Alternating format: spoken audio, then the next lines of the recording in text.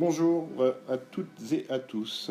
Suite du chapitre C7 sur les réactions en chimie organique et le mécanisme réactionnel. Donc l'extrait du BO qui est donné ici. Alors, l'aspect microscopique des réactions. Donc au cours d'une réaction chimique, des liaisons sont rompues et d'autres créées. Il y a donc des mouvements d'électrons qui s'effectuent. Le mécanisme réactionnel représente les électrons en mouvement, entre guillemets, lors d'une réaction. Donc ce mécanisme représente les électrons en mouvement lors d'une réaction. Il peut être décomposé en une ou plusieurs étapes. Alors évidemment c'est un modèle car on ne voit pas les électrons, ils sont tout petits. Un rappel sur ce qu'est une liaison polarisée. Donc l'électronégativité, que je note EN, mesure la tendance qu'a un atome à attirer et à retenir les électrons d'une liaison dans laquelle il est engagé. Alors un exemple, j'ai deux atomes A et B qui sont liés. J'ai la qui est supérieur à qui B, donc ça veut dire que A est plus électronégatif que B, et donc c'est cet atome qui va porter la charge partielle négative que l'on note delta moins. Et B est donc moins électronégatif, porte une charge partielle positive. Dans la classification pour une colonne donnée, l'électronégativité croît du bas vers le haut et pour une ligne donnée de la gauche vers la droite, le fluor étant l'élément le plus électronégatif. Alors, les sites donneurs et sites accepteurs de doublés d'électrons. Et on commence par le site donneur de doublés d'électrons qu'on appelle encore site nucléophile, et ce terme est hors programme.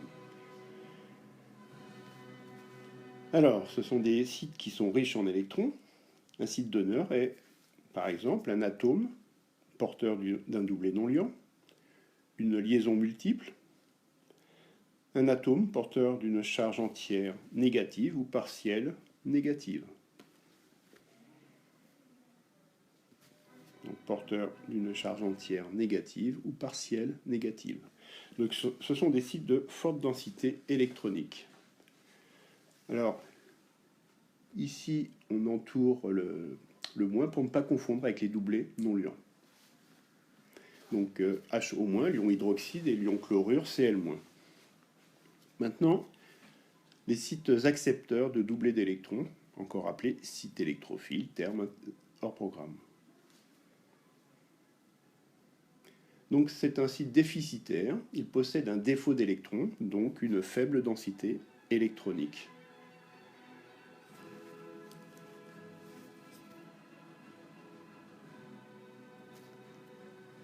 Faible densité électronique. Donc c'est un atome possédant une charge entière positive ou partielle, positive, delta+. Un exemple, H+, qui est accepteur, qui présente une lacune.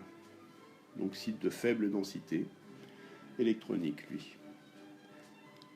Pour finir, donc le mécanisme réactionnel. Alors une réaction chimique est représentée à l'échelle microscopique par un mécanisme réactionnel qui comporte une ou plusieurs étapes. Donc qui comporte une ou plusieurs étapes. Alors au cours d'une étape, il y a interaction entre des sites donneurs et accepteurs de doublés d'électrons.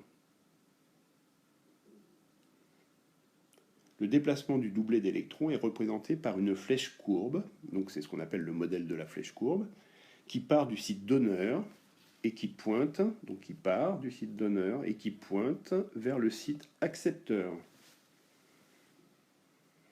Alors, on remarque l'arrivée d'un doublet d'électrons. L'arrivée d'un doublet d'électrons provoque parfois le départ d'un autre doublet.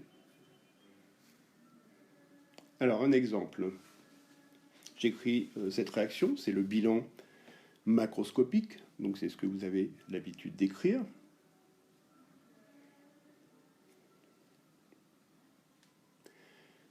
Maintenant, on va passer à l'échelle microscopique, donc le début est pratiquement la même chose. je fais apparaître ici un site donneur de doublé d'électrons, ici un site accepteur, et là j'ai aussi un site donneur. Alors donc à ce niveau-là, vous ne pouvez pas savoir comment ça marche, il vous faut la suite. Alors la suite c'est quoi? Eh bien c'est le produit de la réaction, enfin c'est l'étape du mécanisme réactionnel où l'on voit que effectivement c'est ce doublé qui est allé attaquer l'ion hydrogène, H+. Et donc on obtient ça, et ici on a le carbone qui porte une charge partielle, une charge entière positive, hein, c'est un site accepteur, c'est ce qu'on appelle un carbocation. Et à partir de là, il vous faut aussi ce produit pour pouvoir représenter la flèche qui va du brome vers le carbocation. Alors, catégorie de la réaction, c'est une réaction d'addition puisque on est passé d'une double à une simple liaison.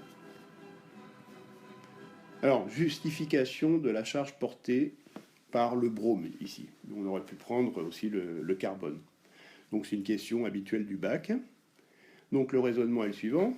Donc généralement on vous donne le numéro atomique du brome ou sa colonne. Donc on sait que dans la famille des halogènes, ils ont tous 7 électrons sur la couche externe. Or ici, il y a 4 doublés d'électrons non liants, donc il est entouré de 8, soit un excès de 1 électron, que l'on note donc moins. Voilà.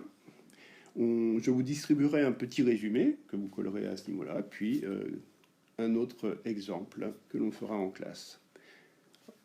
Au revoir et à bientôt.